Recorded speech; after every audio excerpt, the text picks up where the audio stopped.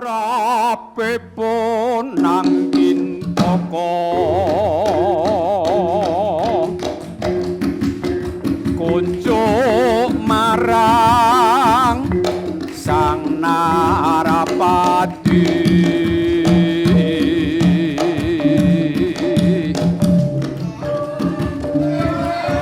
Candra geni ingkang wuwus nyuwun enggal kali lakno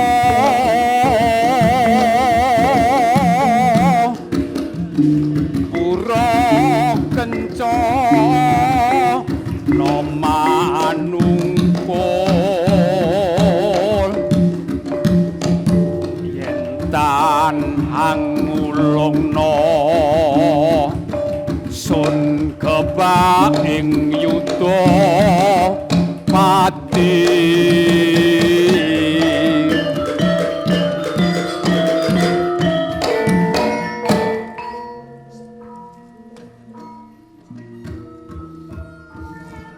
Candra geni nungkak krama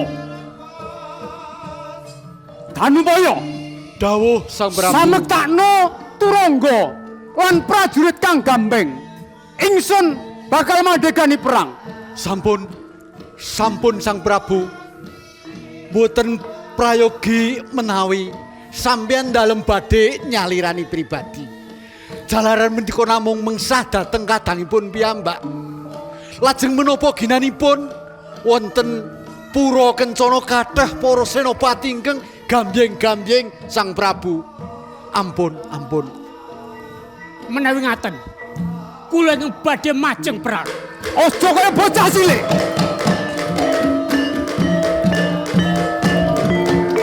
sampun kula aturi lenggah Sang Prabu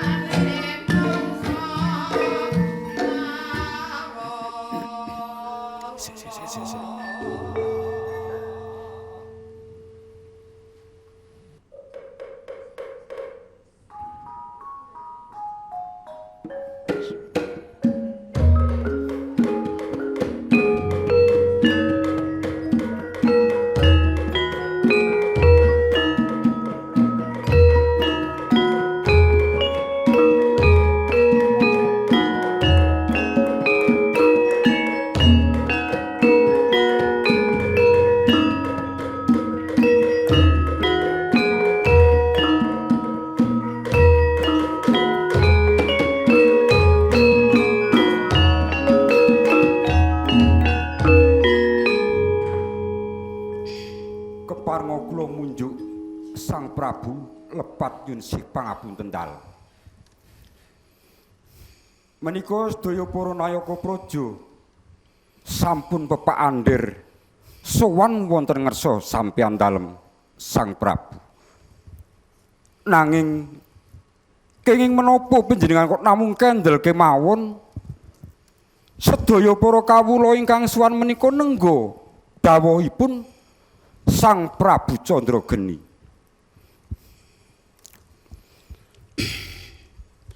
Nger Sang Prabu Ragageni. Anggen kula mastani panjenengan. Kula mirsani pasuryan panjenengan.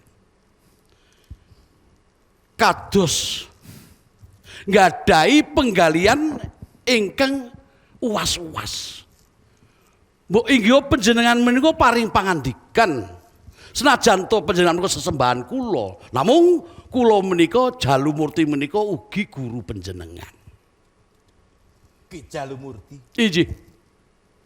Patih Baudendung. Lan kuwi inggih kasinggihan. Paring dawuh Sang Prabu. Tak keparengake lungguh Kang Prayoga. Lan inggih sendika. Iki ngene Kakang. Sakwuse aku kirim Nawala ana ngersa dalem Kang Mas Prabu Kartikawaji ana ing Pura Kenca. Isining Nawala mang aku mung kepingin nyawijekake kraton ing Pura Kencana marang kraton ing Giripurwa. Kamangka Kang mongko Kakang Injih. menawi kula penggalih kula raosaken kraton ing Pura Kencana menika langkung ageng dipun bandingaken kalian kraton ing Giripurwa. Menapa menawi dados peperangan ingkang ageng menapa badhe saged menang, Pak? Kejawi saking menika, Pak. Nggih. Girsi. Kula ngwatosaken dhateng kawula wonten ing kraton Giripurwa. Menawi dados peperangan ingkang ageng kathah tiyang ingkang ketalan pedamelan, kathah putra ingkang takon bapa, kathah rondo menapa boten damel tintrim ing kadipaten ing Giripurwa, Pak? Sang Prabu Candrageni. Injih, Menika ingkang dadosaken penggalian panjenengan bab menika. Ing samangke menawi dadosaken peperangan ageng antawisipun Giripurwa Kalian Pura Kencana. Pura Kencana. Injih. Nuwun sewu, Nger. Ampun ngatos ciliking ati panjenengan. Kula menika gudang ilmu menapa kemawon. Napa malih ha menika anak kula. Nawang Sasi. Ha menika Nawang Sasi niku ora ibaratipun niku ora trapidodari ingkang mandhap wonten ing Jawantah to menika. Menika langkung-langkung gadahi pusaka ingkang ampuh ingkang gegilani. Menika gadahi pusaka Klinthing Wasiat. Punten dalem Klinthing Wasiat menika menawi pun tamakaken segara Jugruk segara Asad, menawi tamakaken segara Gunung Jugruk. Lah, napa malih kok namung kawula prajurit-prajurit. Ampun kuatos Sang Prabu. Ki Jalumur. Inggih. Menapa kenging saged kula pitados pangandika panjenengan menika, Ki Jal? Wah, menika kenging dipun buktekake. Kuwi arep matur apa, Nduk? Pareng matur Sang Prabu. Iya, ingsun keparengake. Sinaosa kula menika namung jejering pawestri namung pawestring prajurit. Kathah kawula wonten ing Prabu miki menika ingkang sampun kula gladahi. Kula gladi ulah kridaning prajurit. Samaos-maos panjenengan menika badhe ngersakaken sak wayah-wayah kula sendika Sang Prabu. Nawang Sasi. Injih.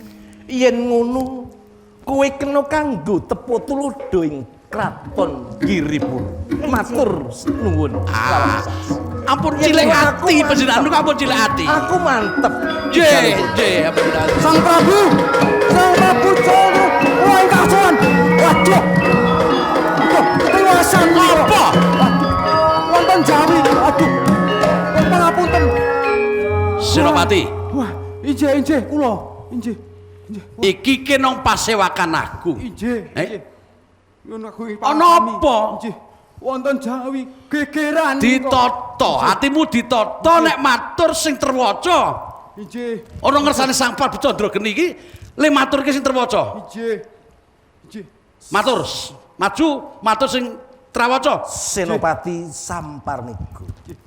Paring pangandika sih. Ana wigati apa kowe sowan ana ngersane ingsun? Injih. Pareng matur lepat wis pangapunten dalem. Iya, ora dadi apa. Pun sampar mega kala wau jagi wonten ing tepes wiringinipun Giri Purwa. Dumadakan wonten dampyak-dampyak mawu ingkang saking Pura Kencana badhe gecak perang praja dalem. Aduh, piye paman iki?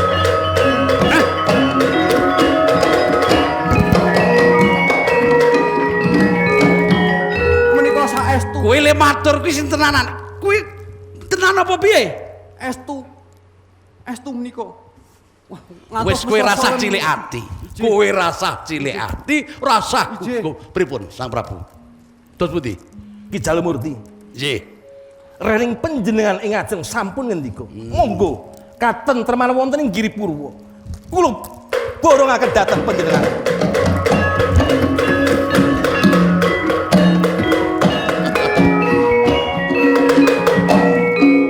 Kados pundi? Pati Denda Bau. Inggih. Senopati lan anakku. Injih. Wis rasa wedi, rasa miris, rasa wedi getih. Nek ana apa-apa, nek kowe ngati lara tak tambani, nek kowe mati tak uripke meneh. Inggih. Karo kok nganggo pusaka klindhing wasiat. Ora usah wedi pethokke wong Sedaya Kencana. menika Ayo pethokke, pethokke. Iya, mangkat ayo pethokke. Ayo, Nduk. Pethokke prajurit pedhentelan. Ayo.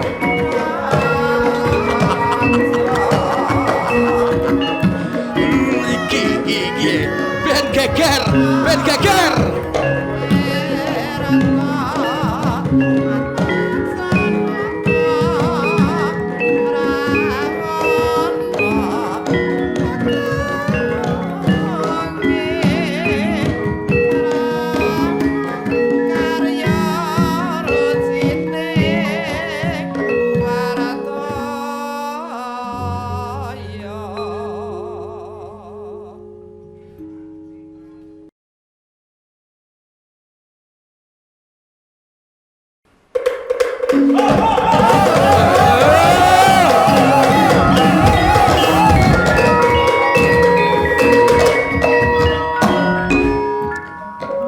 Apa usurano perjuet sing priya nganti bocah wadon mlebu ning pabaratan.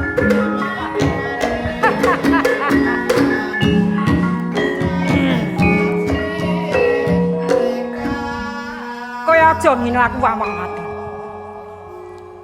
Aja ngino aku wong wadon, senadyan aku wadon ning mantilan ning prajurit. Duwe anak buah akeh. Kowe Nanging Senopati sing gamben-gamben wis padha dadi korban.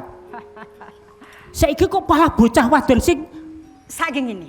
Wis tak kandhani ngene. Ora usah rembug peperangan saiki. Sing paku, aku karo kowe ning papan kene rembug kepentingane aku karo kowe. kepentingane ya aku karo kowe kudu perang. Lah ya aku mundi dawuh sampean dalem. Saiki ki ora usah mikir nggone perang, mikir awakku karo awakmu. Nah, ini. Iku akal banget to ki. Ora, rene aku mundi dawuh sampean dalem kudu ngendara Ratu Gustimu. Lek perang ki ora wis nganti saya. Aku ya nganti saya. Nek saumpama kowe ki perang karo aku menang, ora elok meneh. Nanging nek kalah mungsuh wong wadon kudune kowe wirang. Saiki piye? Ning papan kene iki anane aku karo kowe.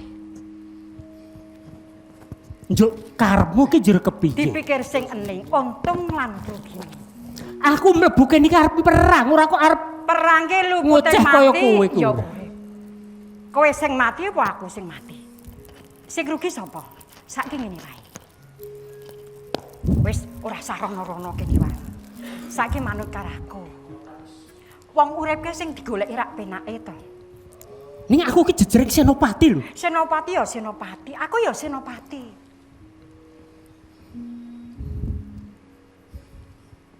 Saiki dipikir. Ning papan kene iki ora ana wong sing ngerti kecaba aku karo kowe. Piye kakung karo wadon. Wis ayo darembukan sing Ora. apik-apik. Nek perlu ki malah bojomu sing kon maju perang aja kowe. Alah, ora usah mikir bojo. Kalau kae wong sing do perang nang kono teng gledak kaya ngene ora usah dipikir. Aduh kok Lho, lho. kesleo ki piye to ki? Kena ngopo iki ngopo? Iki dangkap. Mula bocah kuwi kena kandhani. Durung perang wis kaya ngono apa menang kok nek perang. Aduh. Mbak iki aku sikilku dijunjosi nek ora aku nang obat ki piye to ki? Aduh. Iki asam urat jenengane iki. Piye? Mbok ngomong, aduh iki kok malah keliripan. Mbok tolong iki anu to. Ayo. Kok Kusik. malah Iki disebulke titi wae. aku malah mancing-mancing sing kaya ngono. Ora kok mancing, iki sepulke titi to. Lah mbok ya ngono. Ora. Saiki wose warep kepiye? Ah wis kaya ngene. Wis tak kandhani.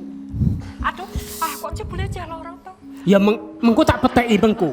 Mbok aku tuntun iki tulung dingenekke sithik to. Wah. Iki dingenekke iki. Ketok le manja banget bocah wadon iki. Ngene yo. Mbok wong uripke sing dipikiri nggon sing penak-penak rasa sing rekoso. Awak dhewe iki dadi senopati ki pirang-pirang puluh tahun anane ya ming perang. Mikir negara ora nganti mikir awake dhewe. Lah iki ngene. Upamane aku iso manunggal karo kowe, rene aku senopati. Apa bisa munggah pangkatku apa? Nek ping perkara derajat lan pangkat kecil, aku sing tanggung jawab. Yen Nek ngono, pancen sampeyan ki manut karo aku, uripmu bakal kepenak. yen ngono aku dadi satria balik wae ora apa-apa. Satria balik. Sing tak karep iki, mbok ya ngono kuwi iki ket mau lho. Aku ki nganti ling nganu jenengan nganti gejeglong-jeglong kok ya. Mbok ya teko manut nut ngono ra ya kepinuk to. Rene aku saiki yo tak pikir-pikir kok bener kowe. Pisan oleh bojo sing ayu, ping pindho mbok menawa esuk ing tembe bisa diangkat dadi temengku. Alah panjenengane dadi senopati pirang tahun dadi apa? Apa mundak bayare? Ora to. Manut aku besok disengkalake ing langgur dadi wong mulya. Ning tembungmu iki tenan. Lari perintah karo andhan yo tenan to. Ketah. Nah, lah wong kok bagus e lah jeneng anteng-anteng iki barang iki lho. Keteman loro as moro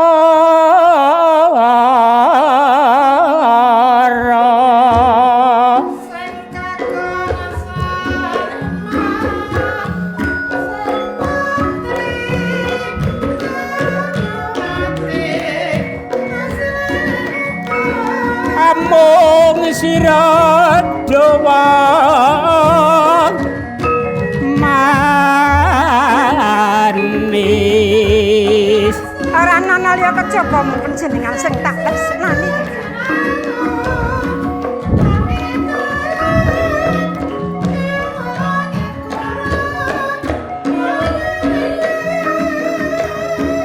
aku sumpah lan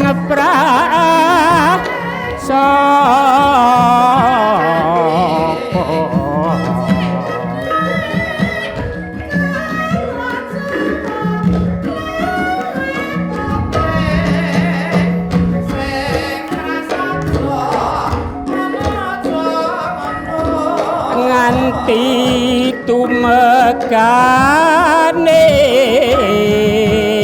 awari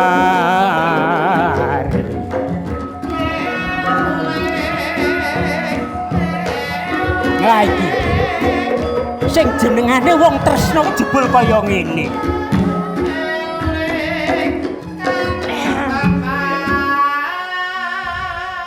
Panjenengan ki yo kandhani pel mau ora gugu kok. Rene aku wis kepetu tetembungan sing saka ati. Saiki ya kowe ya kudu nimbangi to. Bagusan suwe tane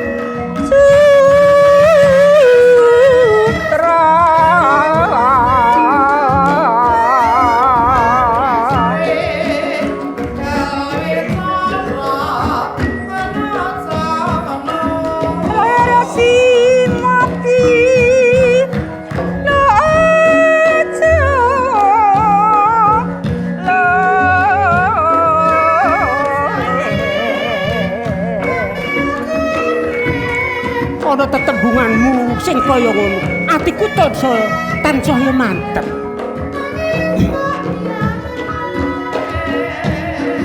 Leman neman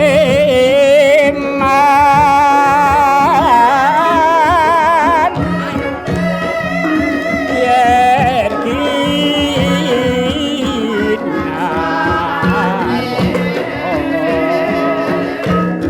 seje priya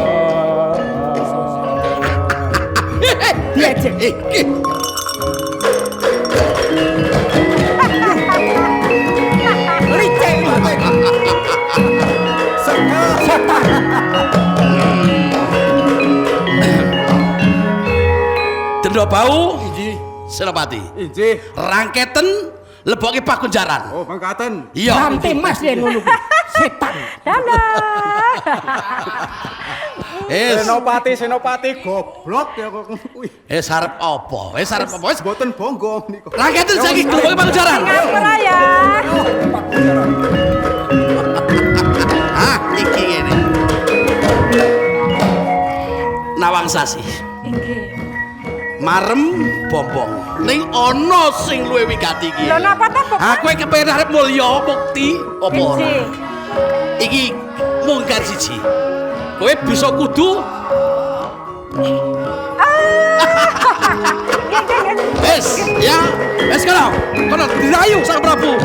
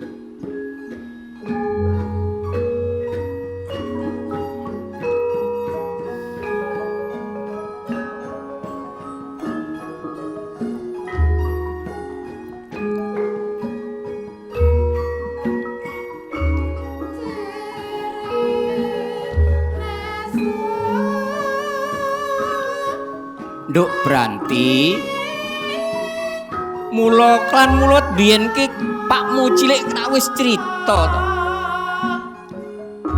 Ora usah digetuni sing wis ora ana. Wong biyen ya arep dipek karo Ndara Penewu ya ora gelem. Juragan-juragan sing do sugih ya ora gelem. Sing wis ya wis. Ora usah tetangisan, Nduk. Awong piye mbiyen ki yo pakmu cilik yo isih enom, yo isih gagah. Arep dipek pakmu cilik dhewe ora gelem. Ah. Ora usah kuwatir. Kabeh wis tinakdir dening sing kuwasa dhewe-dhewe. Sapa ngerti oleh ganti sing luwih mulya. Sauran-urane pikiranmu ya mulya to, Nduk. Wong nalika semono Susila kuwi ya lara-laranen. Entek biaya pirang-pirang. Nganti apa-apa didol. Saiki sing kanggo ragat syarat pametaking layone Susila ya isih kurang gurung nutup to, Nduk. Yo saiki piye jajal ngene iki? Sing arep gawe nutup tangga teparo sing isih nyilih-nyilih durung rampung. Yo ora saka apa Branti.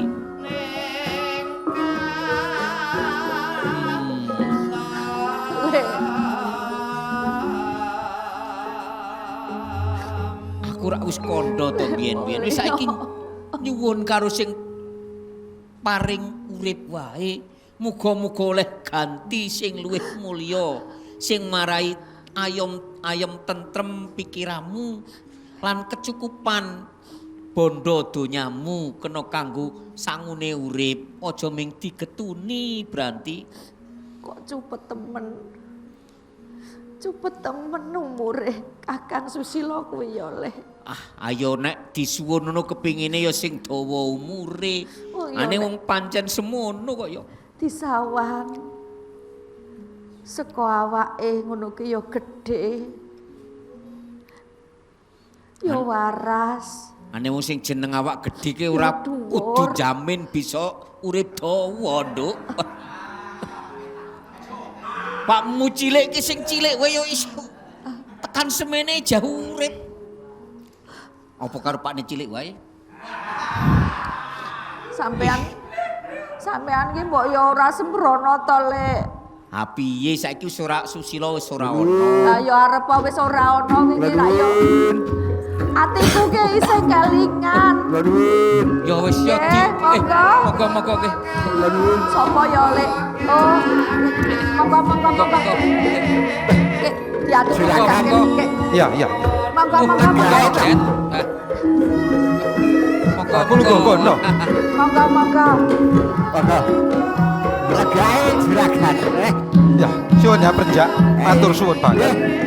Jadi kewajiban kula. Karo juragan. Nderekaken sugeng rawuh, Den. Ya ora dadi apa tekaku nek kene ora ono alangan apa, Pak Kakang. Yo paringi slamet niki ninggih pancen gek kawontenan kaya ngeten nggih nyuwun pangapunten anggenipun nampi, Den. Wis ora dadi apa. Berarti Nggih, niki kok nyun pangapunten Ndara juragan dampu Piye? kersa rawuh teng gubuk kula mriki. Wah, janur gunung. ya aku ki ya arep ngabarke to. Jare Susilo kuwi ora ono. Karang nggih niku. Niki kula wis rate bojo niki to Ndara. Ora dibojoke ora usah kuwatir. Nggih.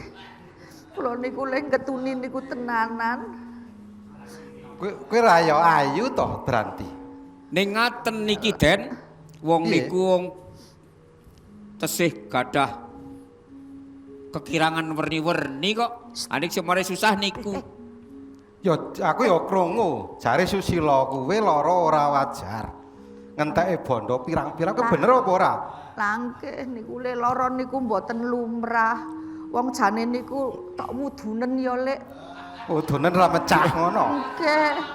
Wudunen ning mboten saged mecah. Lah niku lantarane pun kula beto tenggene Tabib-tabib niku lho, Wong ing tuwa. mboten wonten sing Ora mari. nggih. nggih teng panti usada nggih mboten mantun. Jutekane pati kuwi. Lah nggih niku nek cara iso dibaleni ngoten nggih. Aluwung kula sing mati nggih. Ya aja kowe sing mati. Mending Susilo sing mati. Ya tak sudah Prenjak. Ya nggih. Ya jare duwe utang akeh banget. Kaya- Sing ragat syarat kowe. Kok nganti kondang utange tekan kono-kono ki kok sampean ki Ayo, sampean ya ki aku apa krungu tak wara-wara apa berarti. Lek? Wong pancen awake dhewe ki pancen ora duwe kok, Nduk. Wah. Niku sampean mboten usah kuwatir. Menawi wonten juragan dampu awan. Wah niku mesti bakal dicukupi. Sapa sing ora ngerti ana Mboten sing usah kuwatir kok. sing dituliske ya aku sing paling sugih. Lah, Ning mangke nganu, Den. Ndara. Lajeng nyarutang saking napa niku? Oh wis ora usah kuwatir. Sik. Mengko sing ge utange aku sing nyukupi.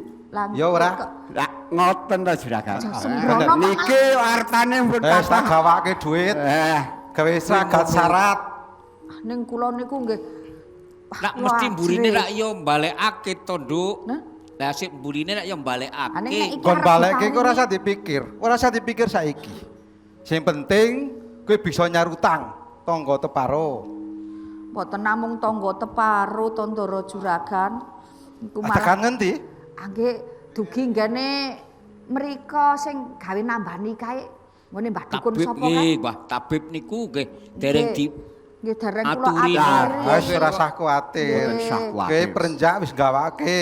Pun tak gawake dhuwit Iya. wah pirang kepok Aku ki ya percaya nek Ndara Dampu ki wong Yo pancen kowe Branti. sugih. Aja kuwatir. Kowe ki ra ayu to. Nggih pun ket mbiyen. Mengko yen Susilo ora ana ki mesti akeh sing ngepek. Ane nggih.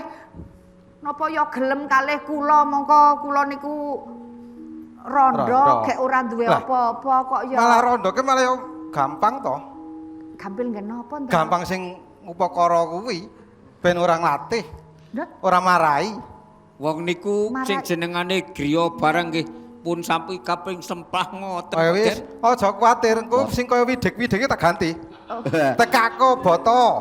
Pedhi sak semene.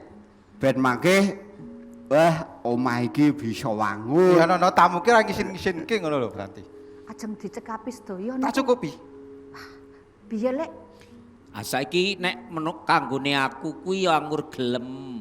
Dadi awakmu ki ya kepenak le mikir, kepenak le nutup sing kekurangan kuwe, Nduk. Lah iki nganut Kang Mulya iki. Nutup wirang le duwe tunggakan ning gone tangga-tangga kuwi ning gone bakul-bakul kuwi. Lah ya ngoten niku lak mboten dadi gunjingane tangga. Wah kono kae. Wong niki kuwi ra cepak aku to. Kuwi kenal aku ya wis suwe to. Nggih pun tahu. Masa aku tegel karo kowe? Ning niku artane mboten manak to, Ndara? Lho ora manak.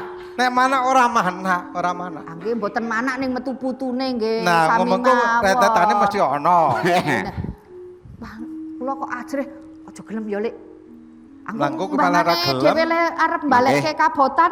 Ya wis pikiranmu kepiye? Mantepmu kepiye wae, Nduk? Nek umpamane kowe kok dipikir yo gelem yo syukur bisa ketutupan kabeh dene ora atimu kepiye keloro-loro Sampeyan ki kok yo bingungke to. Gelem ngono. Sampeyan ki kok le bingungke. Lah wong tuwa kok ora kena digugu lho sampeyan ki. Lho saiki upamane kowe takon gelem, kowe bisa ngladeni karo juragane Kok kowe. ngladeni iki gak arep diutangi kok ngladeni. Oh, butuhane. Ora ngladeni. Oh, ngladeni ben nek wis ana karepe. Aku tekan gone rak Ya, tekan kono to. Lek sing penting niku sakniki ben paringi duit saking juragane. Oh, kanggo borampe ragat sarap ngerampungke perkara nggih. Asak niki nganu nggo. Tak terke tenggane bakul-bakul. Oh, nggih. Ya wis engko nek wis aku tak nyarutang sik ya, Lek. Oh, iya. Ora mung saiki. Nggih. Mengko nek 40 dina aku rene neh. Sing go 40 dina aku sing nyukupi. Oke, mangke jenengan ugi sing nyekapi. Nggih. Wis aku tak barengan tak aku pamit dhisik.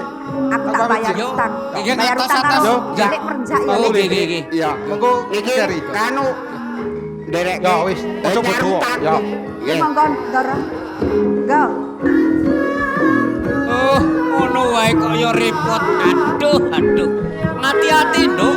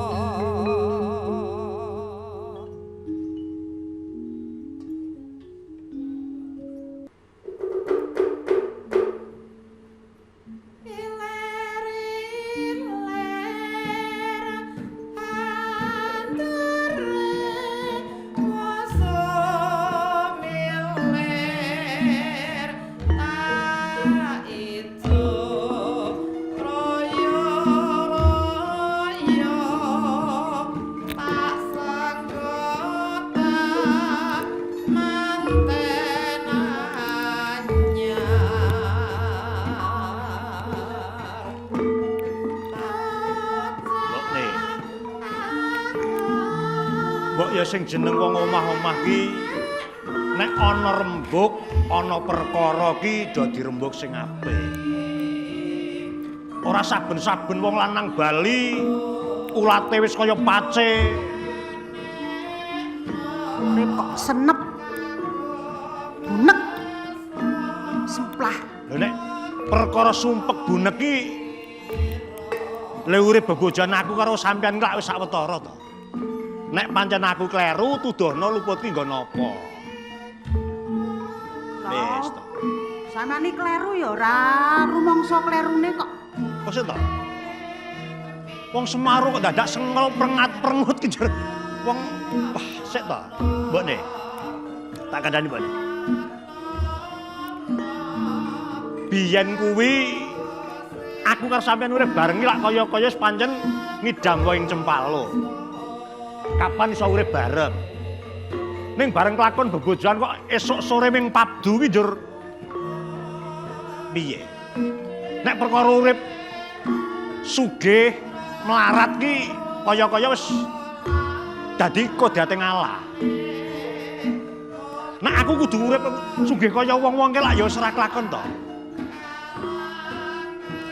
Aku ki mung kepengin lumrah. Lumrah kaya tangga teparo kae. Sik. Nek perkara urip lumrah kaya tangga teparo ki lehku budidaya ki kurang apa? Nek perkara ngon penguripan. Pancen nek uripku ki mung ulah budaya. Tegese oleh guna kaya ki kaya-kaya mung ngadang tetesing bon. Ora kuwi. Piye to? Mbok ya ulat ki sing rada kepenak sithik lho. Upamane wong lanang ki pengen anak. Hah? Aku ki pengen anak. Ayo. Ya pancen sing jenengane wong bebojoan kuwi ibarate wong olah tegal sawah. Ki sing diarep-arep bab ulu wektu tegalan sawah. Terus nek wong bebojoan tegese wong tetanduran wong bojoan ki ya anak. Aning piye? Ya piye carane ngono? Le aku karo glek di anake piye? Saben-saben aku bali kala mangsane wayah awan kudune saora-orane monggo unjukane Kang, nggo niki wedange Kang. Ora kok anggere bali mung ana ulat sing peteng wae kok. Dikira aku kira bosen apa mlebu metu nyawang kowe wae iki. Nek wengi kala mangsane men glek di anak kowe nek turu mengkurep. Ayo. Lah ora mengkurep piye? Saben dina mung nyawang kowe wae. Arep miring ya kowe sing tak sawang, arep mengkurep ya kowe, arep ngalor ngidul petukane meng kowe. Njur kowe nek kowe iki getun, dadi bojo getun. Jane Kok mbok yo ngeling ngono to. Biyen pegaweanmu ya olah budaya. Biyen kowe nyandul, kowe ngledek, saben aku sing ngendangi gleleng kae. kuwi lah biyen. Ning sesuk meneh aja kaya wingi kae lho. Ngapa? Gek pentas wingi kae. Bareng sing ngendangi dalange kono kae kowe wis wah kaya-kaya wis sak panggung teke dhewe. Sik. Njur maksane wong lanang ki ora duwe rasa sujana nek ngono kuwi. Wis to. Saiki ki rembuke ngene. Iki nek kesuwen awake dhewe iki ra duwe anak. Soale nek tuwa sing arep ngopeni sapa? Mulane mbok piye carane wong lanang kuwi gek ndang iso duwe anak? Kok jan bodoh temen lho. Wong sing jenengane wong lek duwe tuwuh ki pikirane adem. Ane mongko sampeyan ki sujanan ki wis kliwat kok sapa-sapa sujanake, sapa-sapa sujanake. Ngerti ora nek wong sujana ki ngerti ora? Wong sujana ki tandha tresna. Iya ning Pak yo. Gimana tak? Sing wis lho. Sujana ki kena tandha tresna ora sapa-sapa. Aku ming bali saka Cakruk, ming bareng karo si Siti karo Tibuk kowe nesu. Saiki ne wae, Pak. Wis aku tak lunga, aku tak ben iso golek. Kok lunga-lunga piye kok? Mbok ya Mbok menawa nek aku lunga golek duwe anak. kok yo gampang temen. Ayo sakurane. Lha sing nang omah yo ora iso ngkai anak kok. Kosek. Wingi iki Kang Jugil tangga desa kae. Napa? Ngenehi kawruh.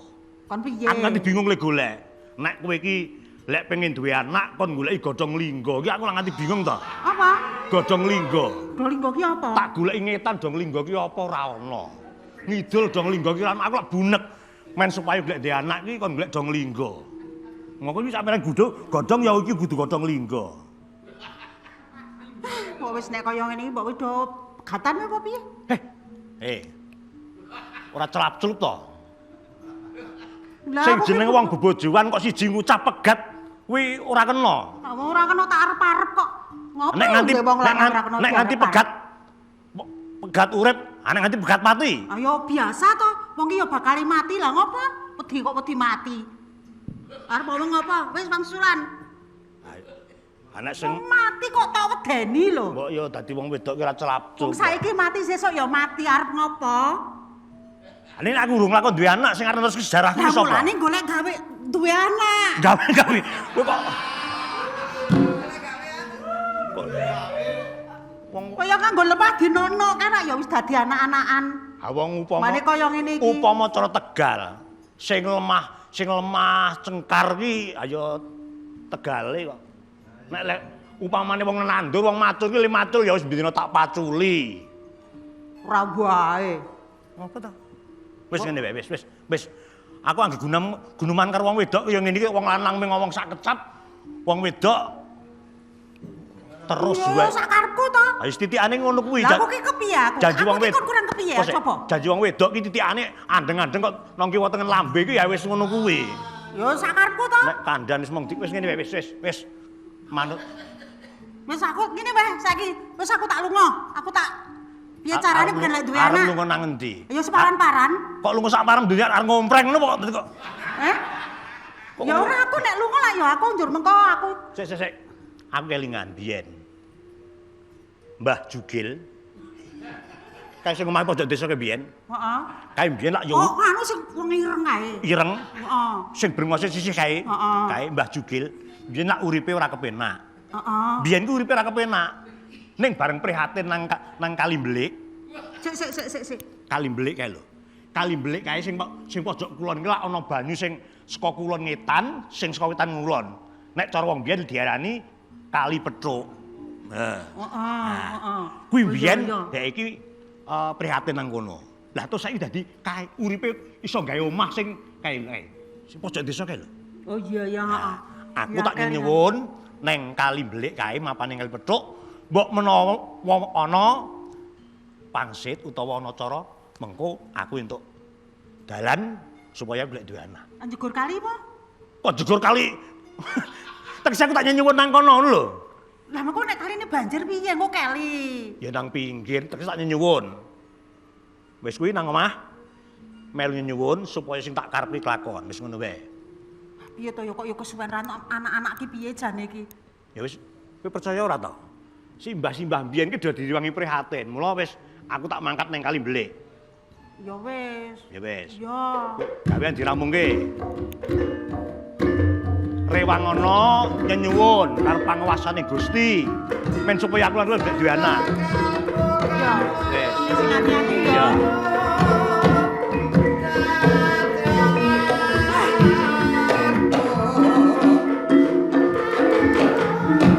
Muga-muga bisa kelakon lek duwe momongan. Urip dhewe ya rasane kaya ngene.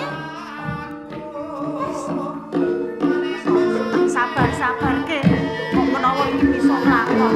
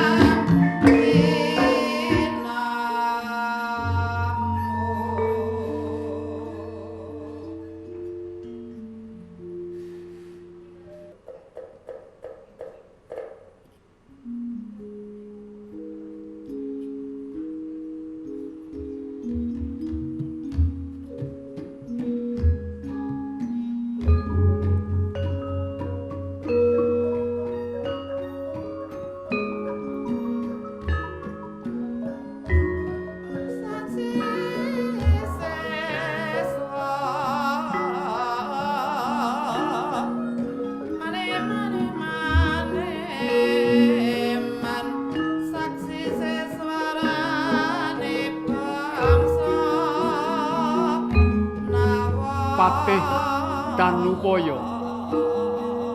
Dawuh Sang Prabu. Sepiro akeh prajurit cadangan kang wektu dina iki sira kaimpun. Apa kabeh wis ora ana kang ngujiwani? Sawetawis Narapraja dalem sampun sesarengan sama lumarep wontening kraton Giripurwa Sang Prabu. Mula kang saka iku ingsun gumun marang kadang ingsun Candrageni Nalika semono wis pinaringan kalungguhan dene Kanjeng Rama Suwargi supaya Araratu ana ing kraton Giripurwa kasunyatan. Wektu dina iki kepengin ngrabosa nungkulake kraton Pura Kencana. Iku apa ora jeneng mokal. Mongko kabeh iku peparing dalem Suwargi Bapak. Menawa bumi Pura Kencana sigar semangka diparingake Dimas Candrageni marang ingsun. Nanging tundhone kepara ngungkak krama ana ngarsaning ingsun. Njaluk supaya ingsun manungkul marang Giripurwa. Iku apa ora jeneng aneh? Wonten dalem sewu Sang Prabu. Ngendika dalem ingkang sampun kawiyos ngajeng kala wau sedaya leres. Namung kepareng kula badhe ngaturaken ketiwasan Sang Prabu. Ketiwasan. Nalika semana ingsun arsa nyarirani pribadi mandhegani perang mungsuh marang kadang ingsun Candrageni. Sira menggak. Nanging kasunyatan tempo ing data dina iki durung ana kekabaran. Malah Senopati Bantaran ingkang dipun utus sampeyan dalem kepikut wonten Giripurwa.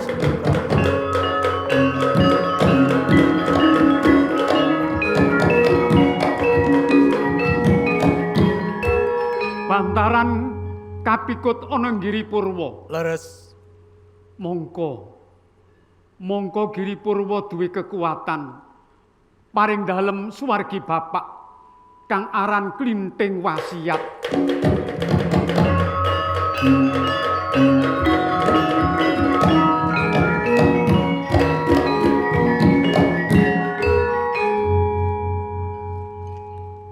Pareng ngunjuk Sang Prabu. Danupaya kula mongko Klinting Wasiat iku tandinge Jalasutra. Nalika semana Kanjeng Rama kagungan piandel sipat ana ing Pura Kencana yaiku Klinting Wasiat kalawan Jalasutra. Klinting Wasiat banjur diparingke marang Dimas Candrageni. Nanging Jalasutra anya saka kraton Giri Kencana, Purwa Kencana.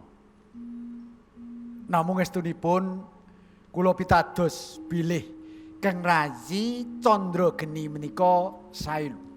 Namung kula lak malah cubliya kalian menika lho. Wonten Giripurwa lak wonten sesepuh pun Ki Jalumurti. Lah menika piyambakipun menika remen olah kasekten, kanuragan, olah santet. Lajeng piyambakipun remen adigang, adigung, adiguna, remen damel kapitunaning liyan. Danupaya. Danupaya. Mongko Resi Jalumurti kuwi uga pamanku pribadi. Mula kang saka iku Rening Klinting Wasiat iku tandinge ora ana liya Jalasutra. Mula sira ingsun purba, ingsun utus ngupadya Jalasutra kang anya saka sajroning kraton Tetela lilah dalem kepareng nyuwun pamit. Sing ati-ati.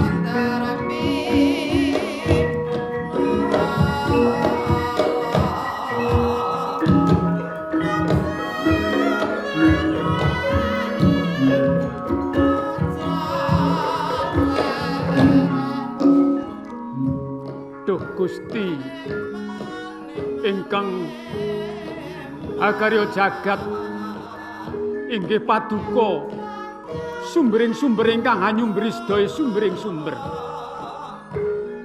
Mugi paduka paring pangapura dumateng sedaya titah ingkang tumindak durhangkara candala murka.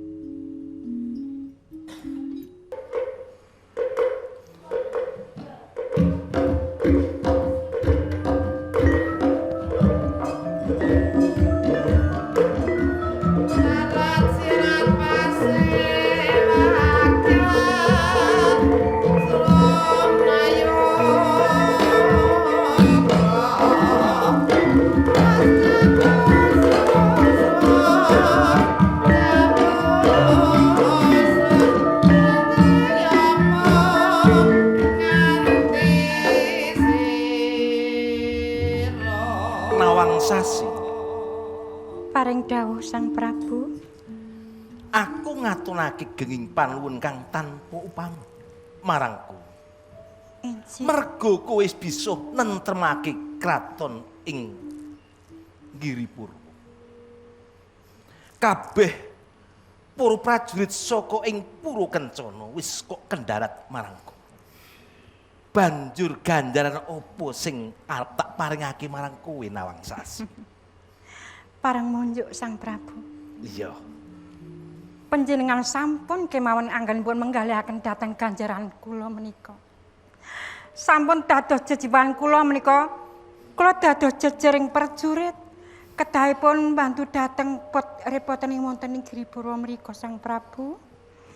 Perkawis ganjaran kula mboten mastani kok kula menika ngarani menika mboten.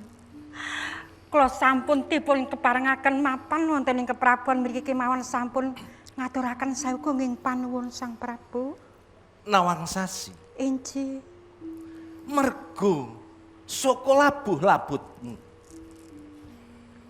kanggo katentremaning kraton ing Giripurwa.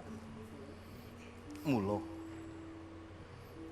ganjaran kang bakal tak paringake marang kowe ora ana liya. Punten dalam sewu Sang Iya. Prabu. Menawi perkawis ganjaran kula menika badhe dipun dadosaken juru taman, juru tang, juru pengangsu nggih kula senika dawuh Sang Prabu. Nawang Sasi. Inji. Kok lingi iman-iman temen. Wong kowe kuwi ayune kowe widodari kang Idyawantah. Kok mung dadekke juru taman? Umpama Nawang Sasi. Umpama kuwi kena balen. Umpama kowe tak pundhut kepiye? Kersanipun? Kowe tak sengkakake ngaluhur. Minangka jumeneng prameswari ana ing kraton Giripurwa. Sang Prabu nyuwun pangapunten. Kene to.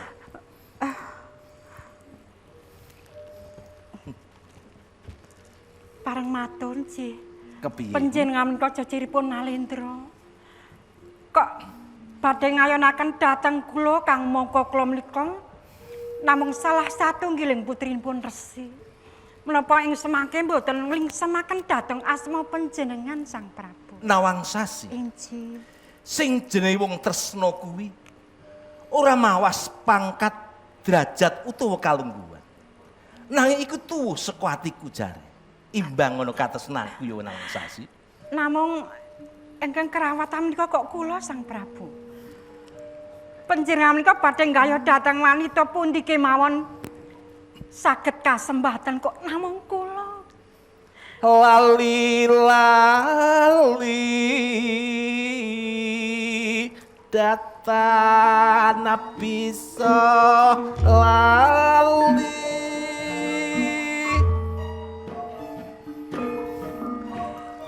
dalu datan nendra amung pengen dahar kelawan guling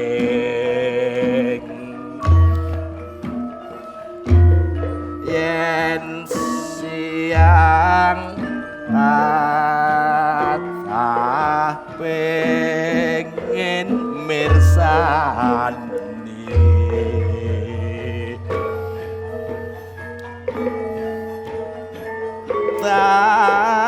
tanpa bisa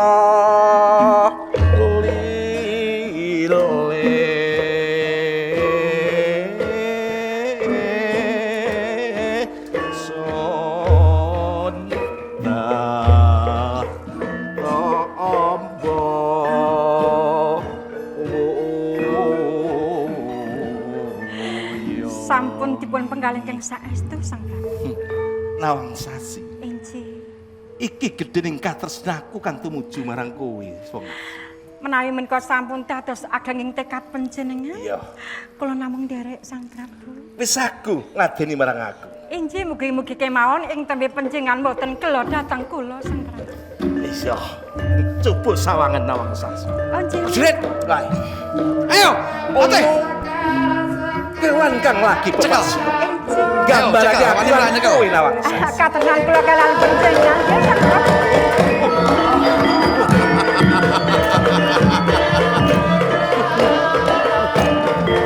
Dipate boten kowe. Lan kuwi serupat sampeyan. Injih kados pundi? Opo sing gak warepake? Nuwun pangapunten. Jalur Murti.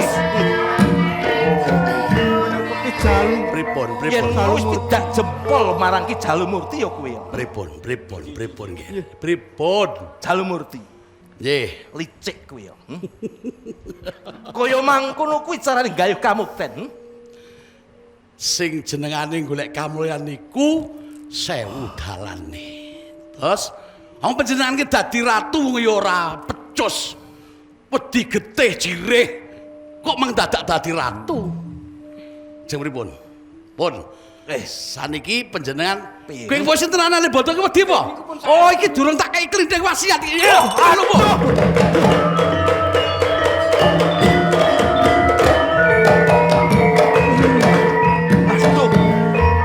Arek apa kowe? Arek matur apa? Kowe nek kita kon mboke paujaran kok kaya wedi ngopo? Aku lumpuh. Aku ora bisa apa-apa. Piye? Aduh. Piye iki? menika rak sembahan kawula wonten ing Giripurwa Patih. menika. Kula boten tega menika. Kepiye kono ning Kiki Adondo? Iki kelinting wasiat. Iki uga kelinting sapi so nek kowe ora manut aku kowe tak kelindingi tak dadekke telepong lho mulai. Ampun. Ana ora manut malah. Bapak mbok sampun to. Ha kowe manut ora? Oh, nggih. Apa arek kowe kepengin dadi bakul es, tak dadekke es batu? Mboten. Nggih, kula nderek paduka. Nah, sak menika nek Sang aku Prabu mulya, sampun. kowe mulya, Piye, piye? kowe ya tetep isih dadi patih. Inji. Ora ngira babar pisan. Yen kowe wanita sing tak tresnani. Lah panjenengan Sing kok tak nggih aneh domo-domo. kok. Nanging pungkasane kuwi kaya mangkono Nawang Sasi. Jejering ratu kok gampang kapiluyu karo wanita ki ya nyamari to. Kok rene-rene ora wong wedok ayu dipek bojo, dipek bojo. Nah. Ya sing payah ya aku. Yen Oh sampeyan iki dadi ratu ya tok wis anger wong wedok lemer kok. Monggo iso gawe apa ora? Ora iso. pancen aku luput. Aku njaluk pangapura Nawang Sasi. Wis, patih dina bau. Ora ana pangapura, leboke pangujaran. Yen kowe sam Yo. Leboke pangujaran. Ah, iki.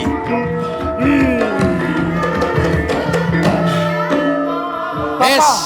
Janipun kula ki ya rada mesakake lho. Ora mah nganggo mesak-mesakake. Wong ya Sang Prabu ki nek jane lele bagus nggih bagus estu. Mong wae saiki ngene. Pripun? Sing kepengin dadi ratu, legano pratu kene iki kowe apa aku? Nek kowe dadi ratu, ayo tak embani. Nek apa wong wadon iki pantes, ya aku sing dadi ratu. Kowe engko tetep sing dadi palang cucuke. Kula nderek dawuh bapak mawon. Yo, saiki dipake ngono.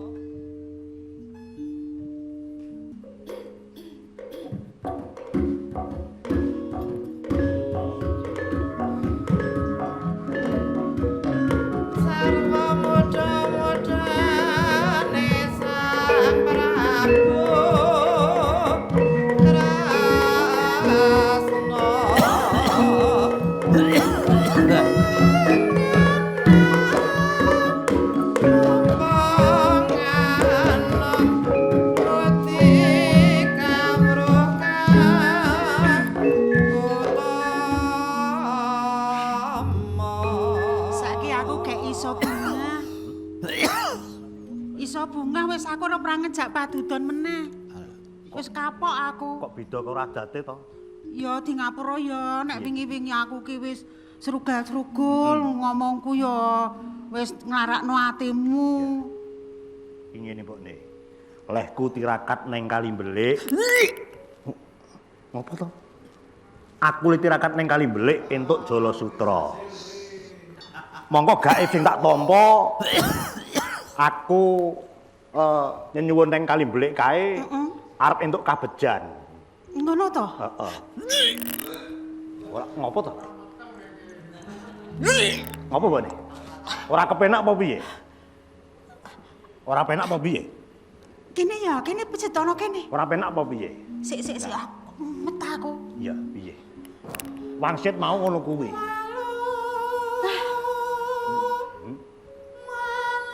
Kang. Piye? Aku ki rasane ora kaya adat sapene. Ora ngopo to? Ning gaib sing tak tampa kuwi bakal urip mulya lantaran saka Jala Sutra iki. Iya, aku ngerti ning sing tak rasake iki kok lungkrah to awakku ki.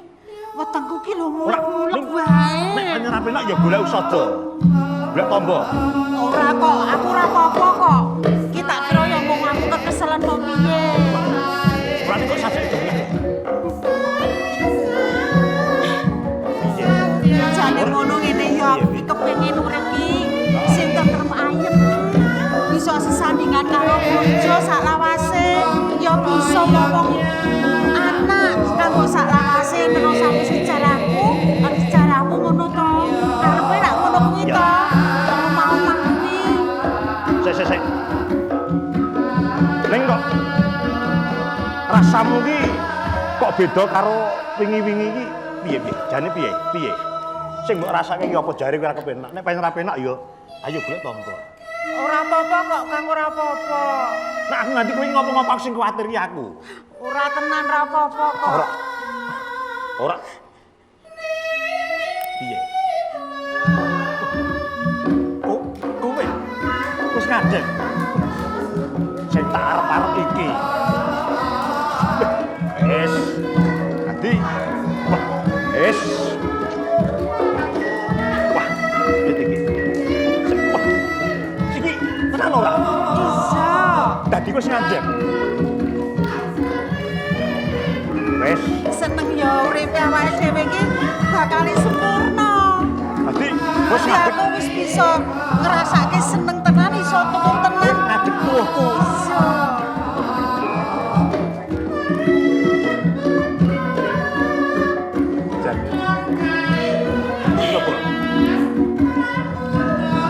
Ya kok menawa wingi-wingi nek kok ngomong delok mangsane ya sok gawe gelo atimu. Ya. Wis, aku calon dadi bapak. Aku calon dadi wong tuwa. Sesuk kaya ngopo bungae aku calon duwe anak wis rangi bagus. Iya, wis saiki rak ngene to. Wis. Wis bisa tuwuh tenan to iki, wis bisa tuwuh tenan. Iki tresnaku lan tresnamu wis bisa. Iki lho. Iki sing kene iki lho. Sesuk tegese mbah ala mbah becik arep ana sing neruske sejarahku lan sejarahmu. Ya aja duwe pandonga Ya ya ora. duwe pandonga ki sing apik sesuk nek duwe anak ya bisa mikul dhuwur mendem jero karo wong tuwa ngono. Sesuk Aja ala kowe kepengin lanang apa wedok? wis padha wae. Ya sak nek kowe kepengin wadon lak ya mestine ayu kaya kowe. Nek lanang ya bagus kaya aku. Lha kaya ngono kok bagus. Ya angel kowe kok maido wae to karo aku. Lah wis ora ngene wae. Saiki ki aku lan panjenengan kira ya wis seneng banget, wis bisa tuwuh tenan. Iki lho tresnane wis tuwuh, saiki ngene ya. Iki aja cocok padudon meneh ya. Wong nyok mari iki kowe kok. Ya ora. Nek umpama kowe iki ora tau sengol, aku ya mesti ya iso. Ngene ya nek wong omah-omah ki padha padudon ki ngedoki rezeki. Wis. Wis sing wingi ya dikubuk, wingi saiki golek dalan sing becik. Lah ya ngono kuwi to karepku ngono kuwi. Ngenteni. Oh iya. Wis. Dijogo. Wis. Kowe kepengin apa? Wis. Aja.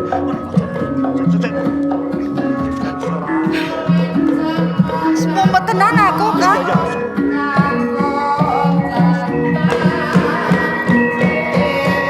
Monggo terpati, Dik. Pira-pira, Dik. Monggo terpati pinyalak, Dik.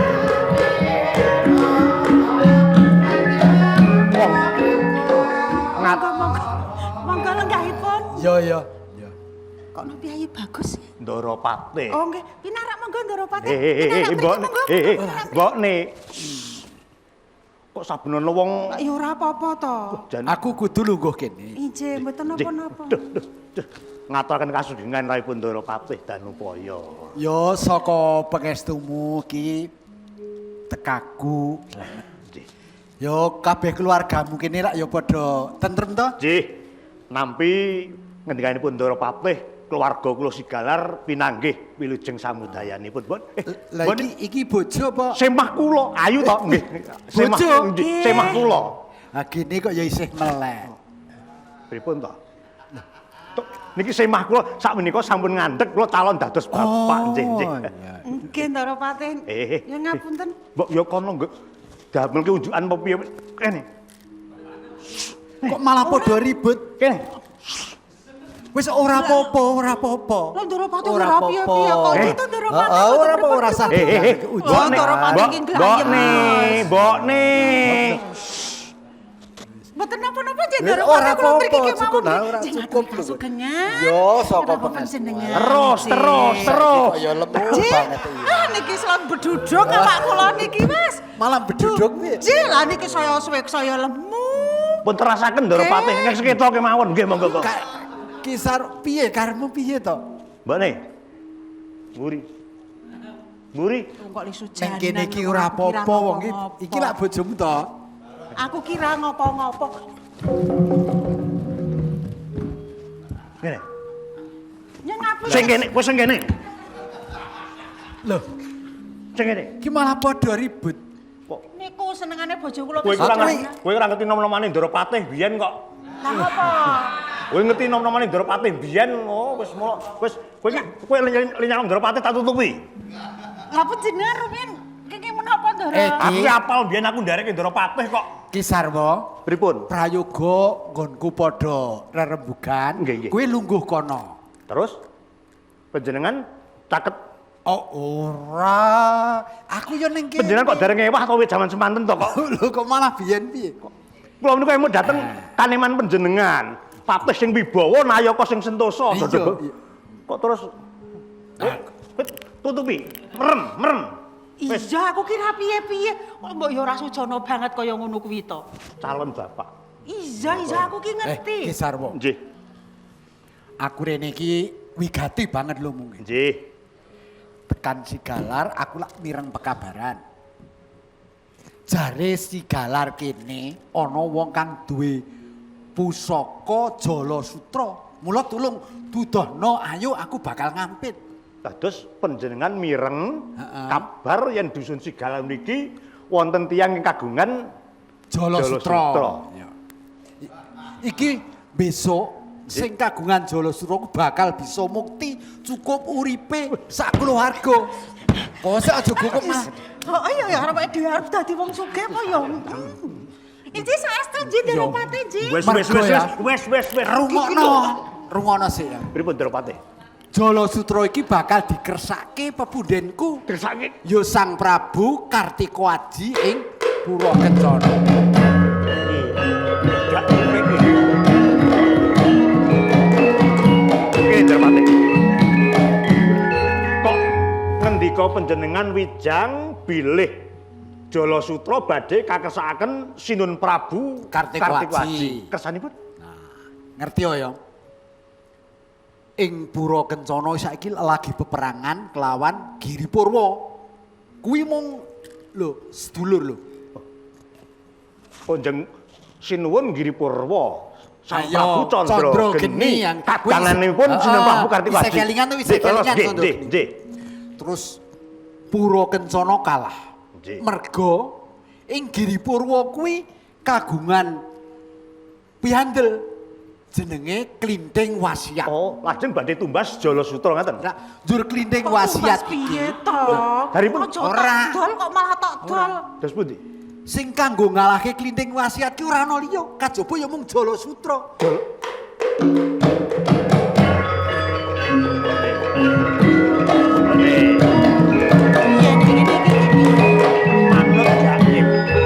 Manut gaib sing tak tampa lantaran Jala Sutra iki uripku lan uripmu arep mulya. Iki gaib. Ning jebul kabeh ki ora ming wangson, ora ming pangimpen, nyatane. Iki kasunyatan iki. Nggih. Mungkin kok tak rampung rembug kali bojo kula. Ora bukan ora wis kowe. Nggih. Gaibe bakal mulya.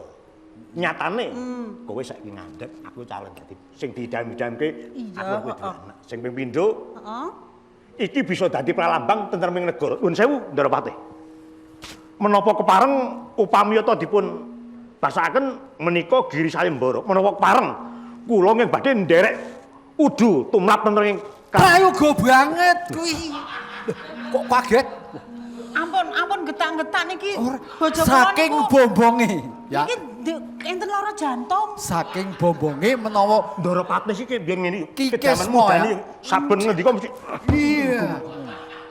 Ki Kesmo bakal ngadepi dhewe Prabu Candrageni. Aku bombong, ora aja kesuwen. Nggih. Ayo tak adepke ning ngersane Prabu Candrageni adepono mung sabara. Nggih. Ya kuwi derek ora bojomu derek ora. Sik. Boleh. Yo derek. Dadi mbok menawa lumantar Jala Sutra iki dadi lantaran uripku lan uripmu lan calon anakku iki sesuk dadi urip sing mulya. Iya ya, heeh. Tak jaluk pujimu, Aku ning omah. dongamu, unjuk Allah kanggo muktining anak. Upama aku mati ning anak. Iya. Aku jaluk pamit. Sing hati-hati ya.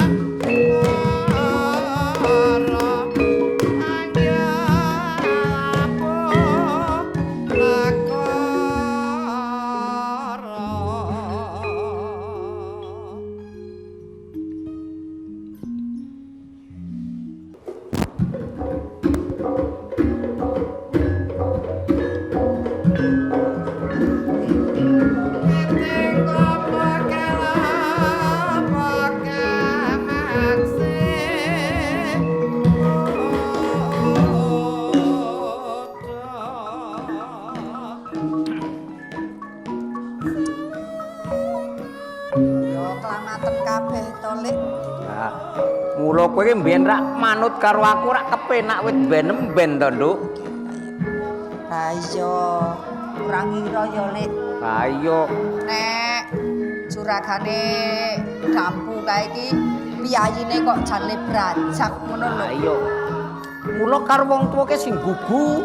Iya. Aja sak geleme dhewe. Wong tuwa sing nganggo pemikiran sing jero banget. Iya. Kaya ngopo anak turune bisa sampe Ya. bisa mulya Lah saiki wis digawe ngono kira iso akeh dhuwit to. Mulane iki apik to nek dalah kene. Lah iya iki wis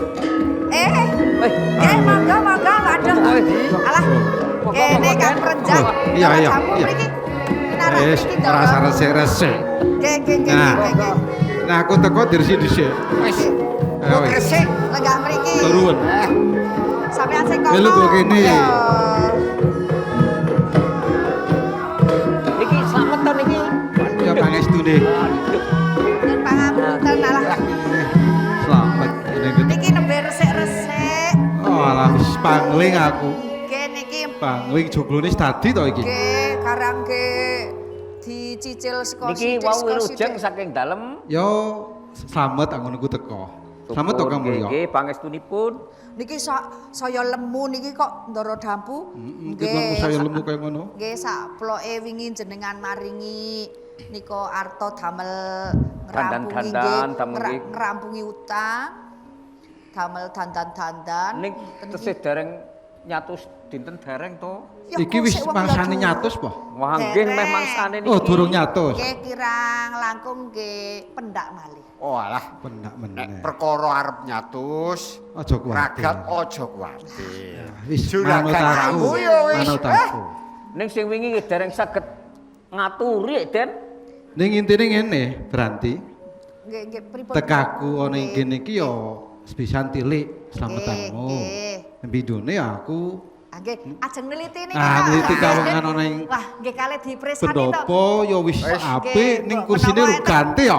Mbek tak gantike, tak tukake. Jenengan dereng maringi arta niki nggih tumbase lincak kira-kira nanti Kang Prenjak. Nah, kita kon ning pasar Kliwon kono. Pasar Kliwon. Pasar Kliwon ki nggon manuk kok malah arep tuku. Lah ya kuwi ya kena nggo wadah manuk. Ana kursi kok nggo wadah manuk sampean ki mbok yo sing nalar. Kursi manuk ning jero kurungan tumpangke kursi ra yo kena. Tumpangi kursi. Cantelane ngono. Ha yo. Pripun? Niki sing apik-apik. Kuwi ngomong karo Branti.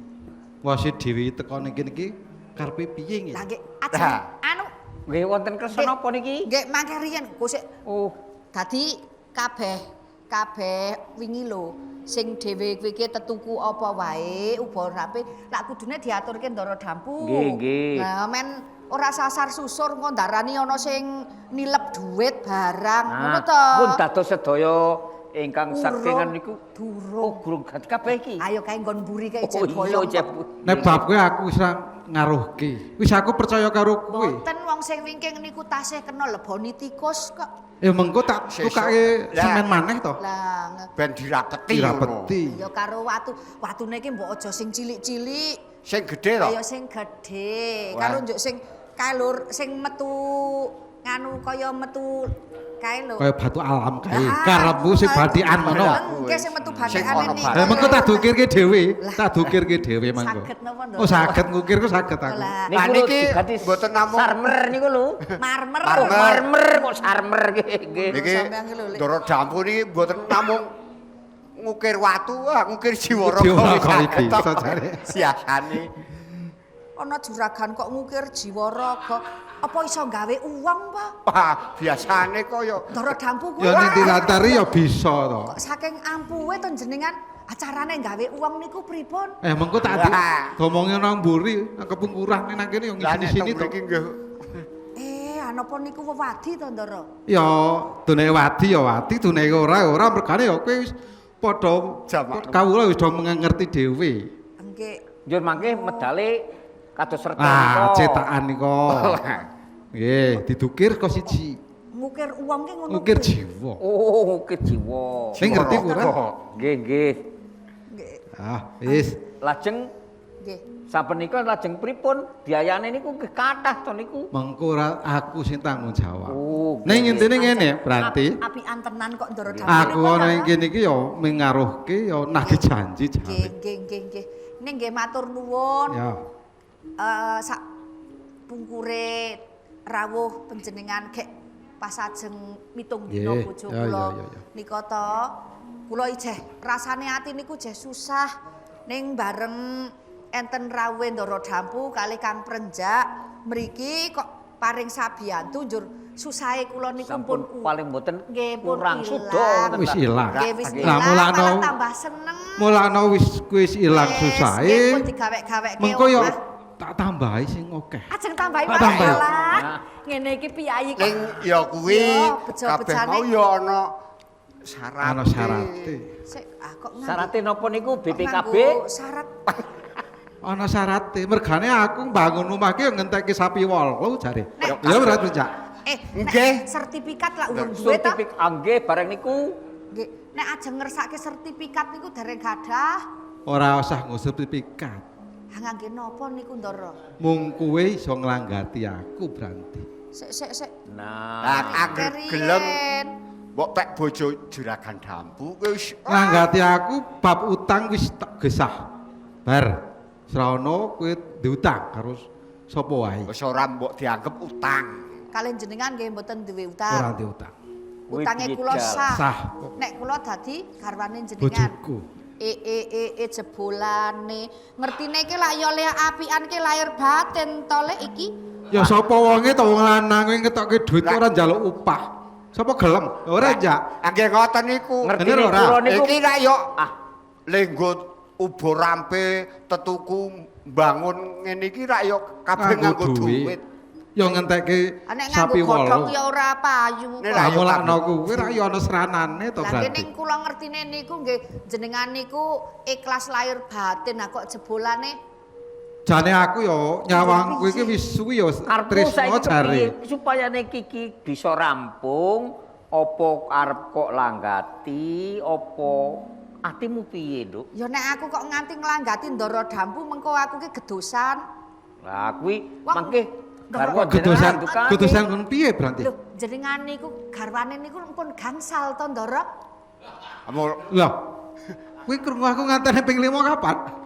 Mula kuwi nek dadi bojo sing kaping 6 kowe ora cepet rusak ngono.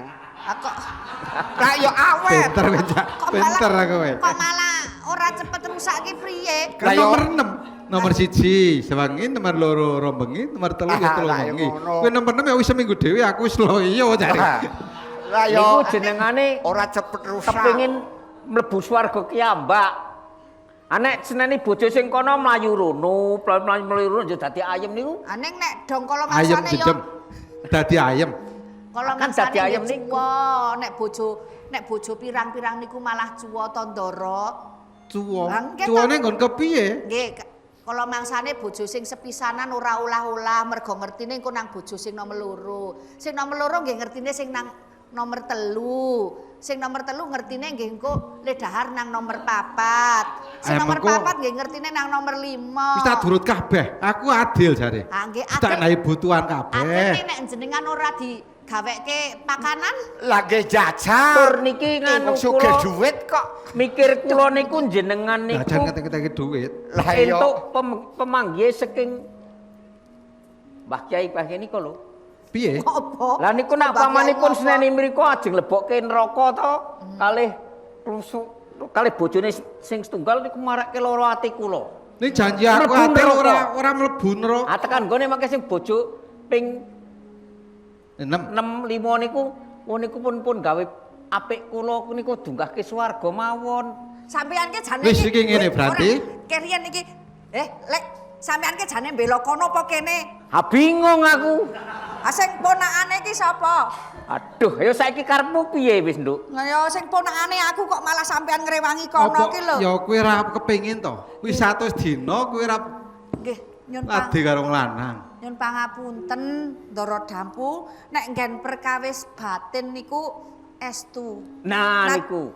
Kosek durung kok. urung tekan gone kuwi. Ya kok ya estu nek batin kula niku nadyanto kula niku nggih wis iso digawe bungah kalih panjenengan, iso digaweke papan panggonan sing apik-apik, wis dicukupi kabeh kebutuhane kula ning rasane ati kula niku tetep mboten iso lali nek kalih Kakang Susilo.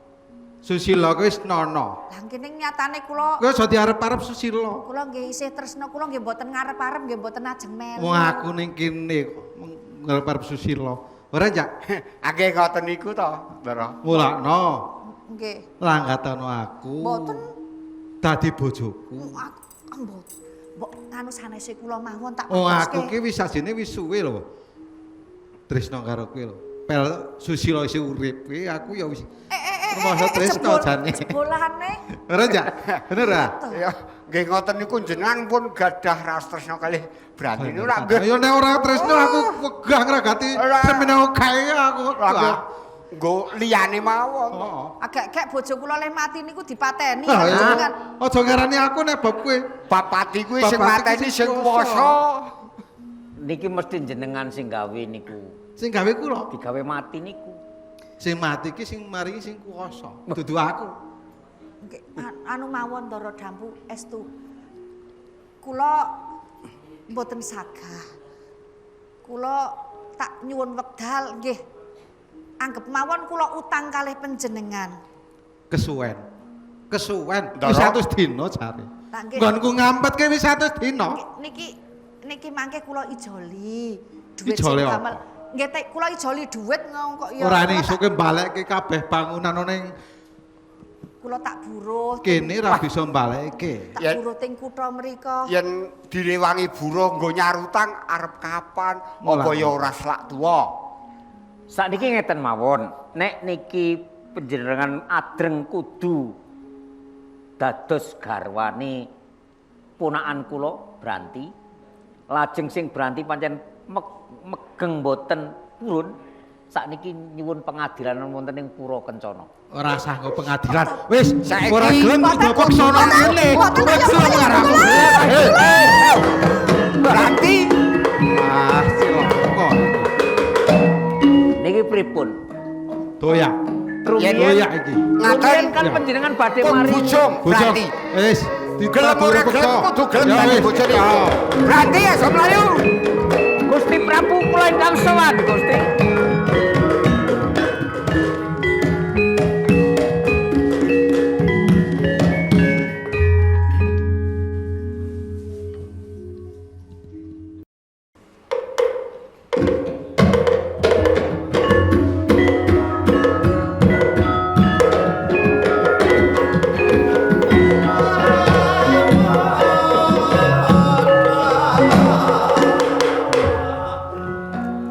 Senopati Sampar. Cih, kados pundi? Lan iki ora ngira babar pisan. Kowe minangka pepatih ing kraton Giripurwa. Nanging kowe tega mentala marang aku. Inggih, Lan kuwi saderengipun nyun pangapunten awit Senopati Sampar. kawontenan menika ingkang mojokaken dhateng kula, wantun dhateng sampeyan dalem. Apa kurang anggonku paring kekucah marang kowe kabeh? Mboten. Janipun kula menika boten tegel kalih jenengan menika. Aduh! Awit kula menika ngemban dawuh saking Ki Jalumurti. Menawi mboten kula estokaken, kula dipun pidana ingkang awrat. Ning kowe kudune eling. Apa? Aduh! Wong Giripura. Halo. Sinten niku?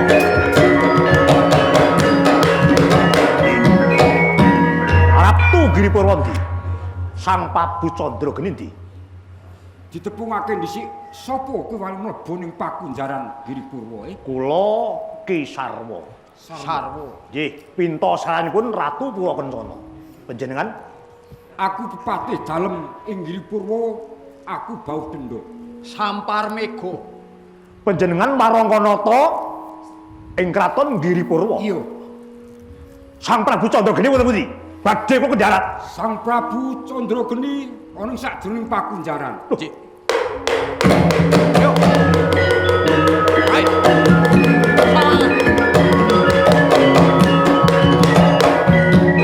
Sewu. Pun sewu. Kok Sang Prabu Candrageni mapan wonten pakunjaran? Iya. Awit kabeh iki saka pokal gawene Ki Jalumurti. Anggone kepengin ngrebut pangwasa ning Praja Giripurwa. Panjenengan lak pepatih to? Iya bener. Kenging menapa bebelo dateng Patak Angkara Murka dateng Jalumurti? Mergo aku kepojok dening kahanan, sak tenane aku isih setya tuhu marang Sang Prabu leres Candrageni nanging panjenengan menika. aku wedi karo Ki Jalumurti. Sampun. Yen ngaten panjenengan namun dipun ginakaken dening Jalumurti. Bener kandamu. Yen ngaten dipun waris saking Pakujaran. Sinuwun Prabu Candrageni. Ndak keparengake.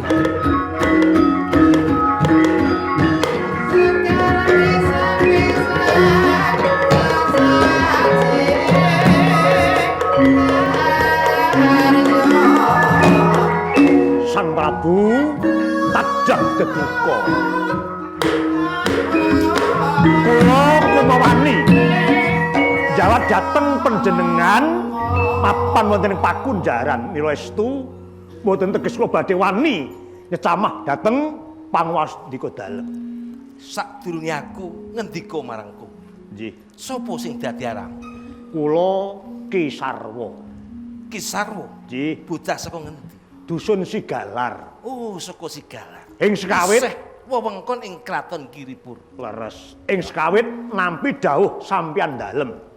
Sang Prabu Kartikaji bilih panjenengan Ratu Giripurwa Sang Prabu Candrageni nedya badhe mblengket dhateng panguwas dalem ing Pura Kencana. Ingkang nyatan Trewada. Pepatih dika pun denda bau. Bilih yektos panjenengan namung dipun ginakaken dening akal julukipun pun Jalumurti leres ngaten. Nggih. Pancen lho. Sak temene aku ora bakal kepengin blengket kraton ing Pura Kencana. Nanging mergo saka pokale Ki Jalumurti lan Nawangsasi banjur aku bisuh tumindak kang kaya mangko. Najan to kaya wae. Aku rumangsa dosa. Aku rumangsa luput marang Kramas Prabu Kartikaji ing Purwa Kencana. Leres kula. Mbok menawa sesuk aku bisa ketemu karo panjenengane, aku bakal nyuwun pangapura. Sinuwun. Ya. Yen ngaten sampun cetha. Bilih sedaya kala wau undering perkawis Jalumurti. Kuwi sumingga sentawis. Ijeh. Lan panjenengan Sang Senopati Bantaran.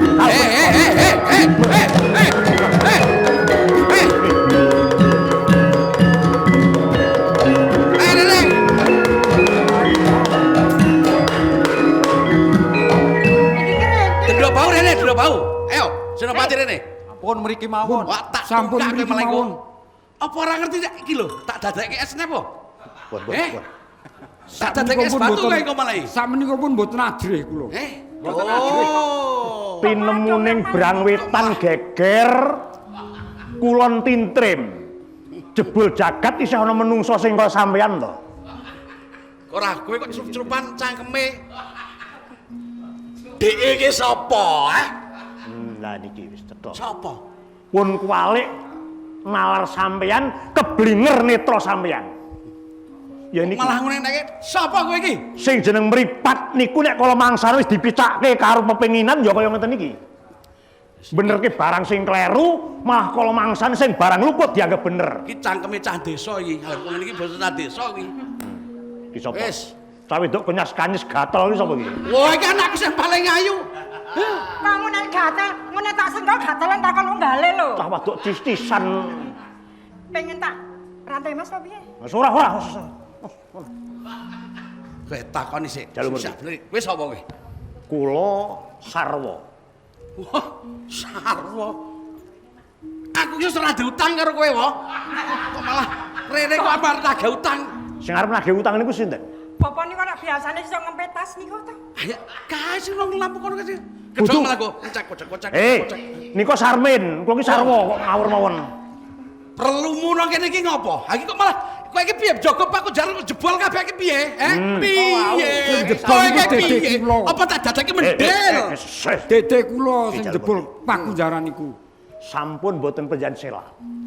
Bilih bebutek kawontenan Giripurwa, Pura Kencana niku mung sampeyan. Mila Sarwa, pripun? Tak akoni.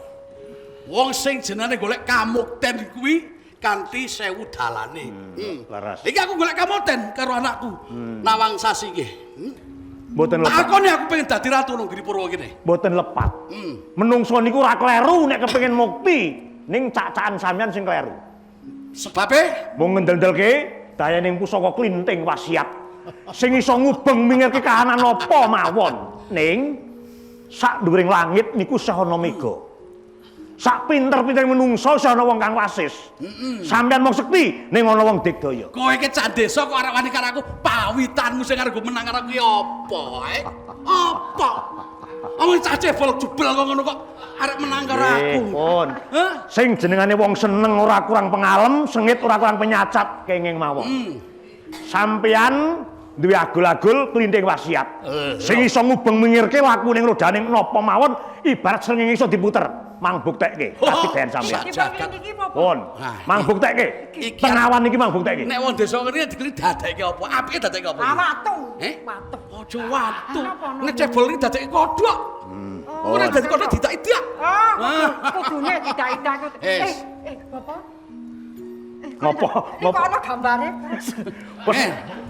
Ngaleh. Wis. Tak tlintingane men. Wis, kowe nek kowe iki manut aku mumpung durung, ya. Kowe manut karo aku, dadi abdiku, malah kowe ku tak sengkake ngaluhur. Iki patih jaba, kowe patih jero. Ha, kae ku senopati. Ngono. Bayarane tak tikil sing akeh. Nek perkara mukti, urip sing kepenak niku lho ya kepengin. Ning ora lan nggo cak-cakan sampeyan. Terus? Pun. Wis kudu tetep arek wani karo aku. Ngino apa niku? Napa kula sing lindingi apa? Nah, kowe kene sing paling ampuh kowe. Dongani. Wes aja kurang sembrono kowe ayo.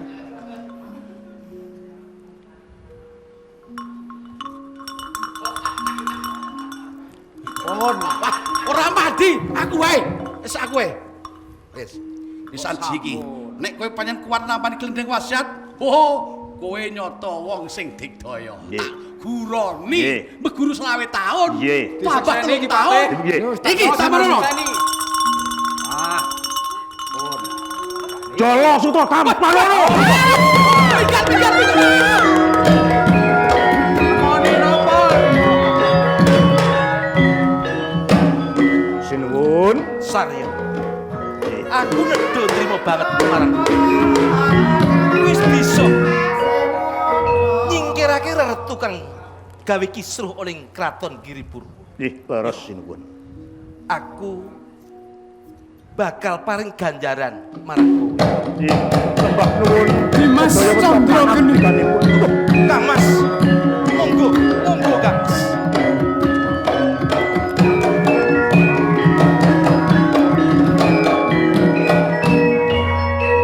Kang Mas Kartikwaji, pepunden kula Kang Mas.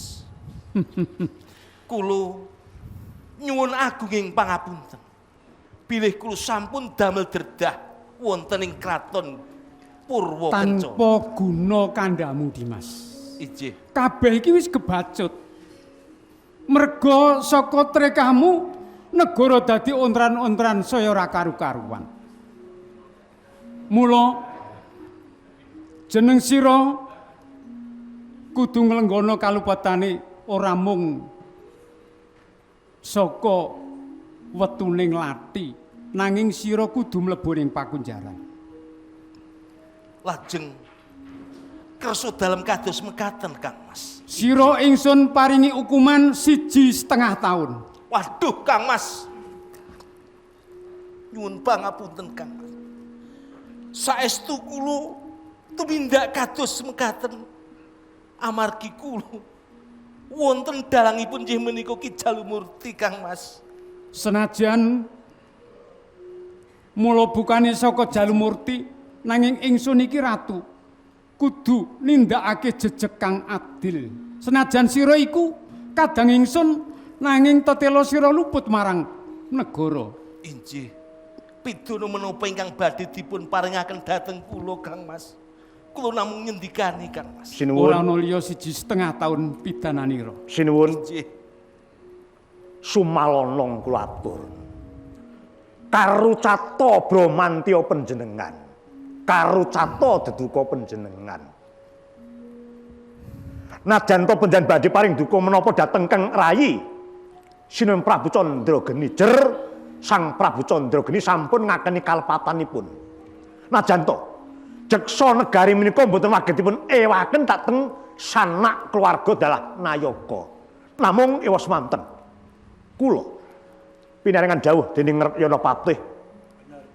Kine nentremaken swasana wonten ing Giripurwa. Apa iki kang minangka tetungguling Menika ingkang kagungan Jala Sutra. Sarwa saking Sigalan. Nggih menika. Mila sinuwun rikalenggan sakmangkih Ratu Giripurwa Sang Prabu Candrageni sampun ngakeni sedaya kalepatanipun. Ing sedaya kala kabidhong dening Jalumurti.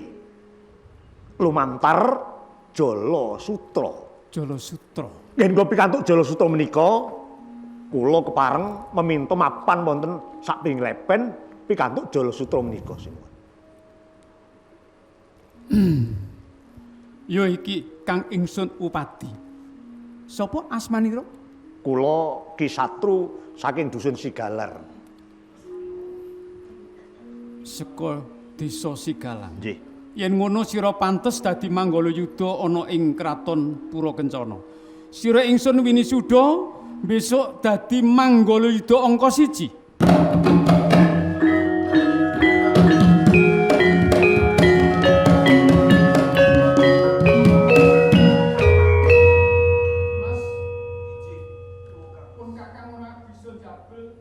Sing dadi ngendikan ingsun. Injih. Sira tetep kudu mlebu ning pakunjaran. Injih. Kabeh wae kang padha seba. Injih. Seksenana. Karana tentreming praja saka Jala Sutra.